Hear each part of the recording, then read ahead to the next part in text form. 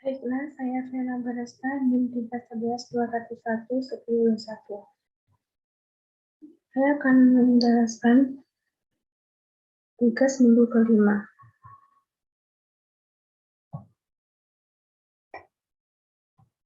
Di sini sudah diketahui data perusahaan PT AI Transport merupakan perusahaan yang bergerak di bidang usaha jasa transportasi. Perusahaan ini didirikan sejak akhir 2010. Data pegawai. Yang pertama, Yoga, seorang manajer, statusnya menikah, mempunyai anak 1, gaji sebulannya 14 juta, tunjangan sebulan sebesar 800.000. Yang kedua, Fendi, jabatan pelaksana umum, status belum menikah, gaji sebulan sebesar 8 juta, tunjangan sebulan 300.000.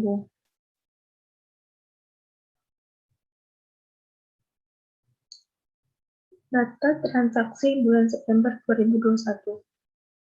Tanggal 2, membayar gaji karyawan.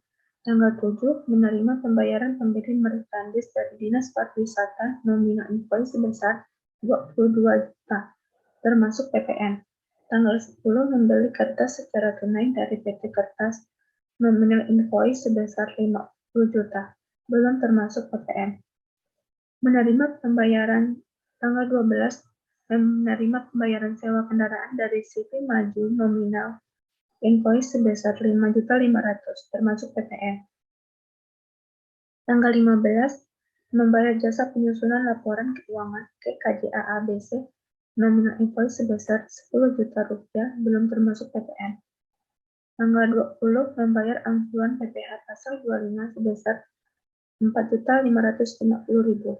Tanggal 25, membayar pembelian snack dan makan siang ke CV ABC Catering nominal invoice sebesar 3.300.000 termasuk PPN. Yang diminta, buatlah jurnal atas transaksi air transport bulan September 2021.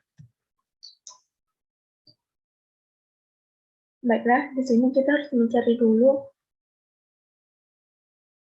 PPh pasal 21 berutang dari Tuan Yoga dan Tuan Fendi. Yang pertama, Tuan Yoga.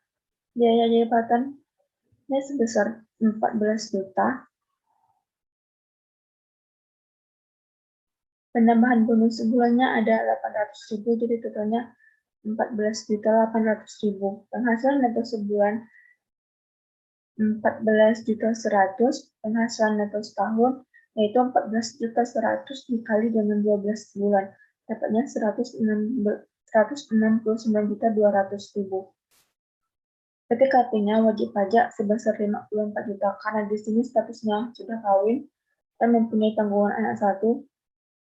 Jadi 4.500.000 ditambah dikali 2 karena sudah mempunyai anak, jadi totalnya 9 juta. Jadi 54 juta ditambah 9 juta, hasilnya 63 juta. Penghasilan kena pajaknya yaitu 169.200.000 dikurang 63 juta, yaitu 106.200.000. PPh pasal 21 setahunnya yaitu 5% dari 106.200.000, yaitu sebesar 5.310. PPh pasal 21 sebulannya 1/12 dari 5.310.000, yaitu sebesar 442.500. Gaji dan tunjangan sebulan Tuan Fendi, yaitu 8.300.000. Pengurangannya biaya jabatan 415, 8.300.000 dikurang 415, hasilnya 7.885.000. Itulah penghasilan neto sebulan. Penghasilan neto setahun dikali 7.885.000 dikali 12 bulan, yaitu 94.620.000. PTKP, wajib pajaknya 54 juta.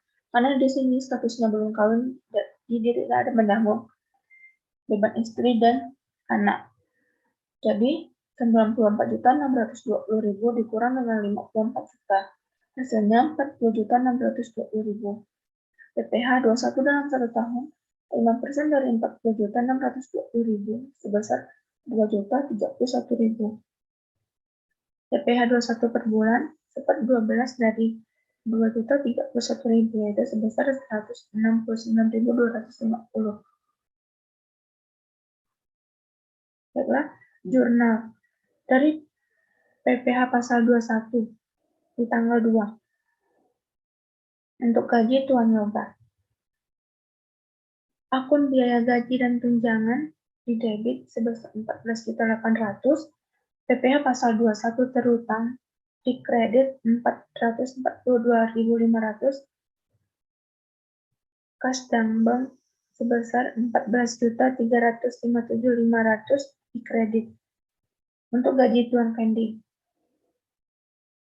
Tanggal 2, biaya gaji dan tunjangan sebesar 8.300, PPh pasal 21 terutang dikredit sebesar 169.250,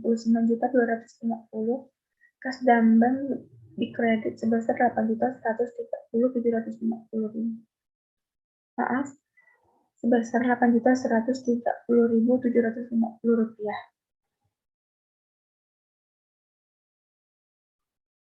Tanggal 7. Menerima pembayaran pembelian sebesar 22 juta. Akun kas dan bank di bagian debit sebesar 22 juta. Akun penjualan dikredit sebesar 22 juta. Tanggal 10, membeli kertas secara tunai sebesar 50 juta. Belum termasuk PPN. Jadi kita harus mencari dulu PPN-nya. PPN sama dengan 10% dari 50 juta. Itu sebesar 5 juta. Jadi PPN-nya sebesar 5 juta. Jadi, akun pembelian barang dagangan di bagian debit sebesar 50 juta. PPN masukan di bagian debit sebesar 5 juta. Kas di bagian kredit sebesar 55 juta. Tanggal 12 menerima pembayaran sewa kendaraan sebesar 5.500.000. Di akun kas di bagian 5.500.000. Di bagian debit sebesar 5.500.000 dan akun pendapatan sewa di bagian kredit sebesar 5.500.000.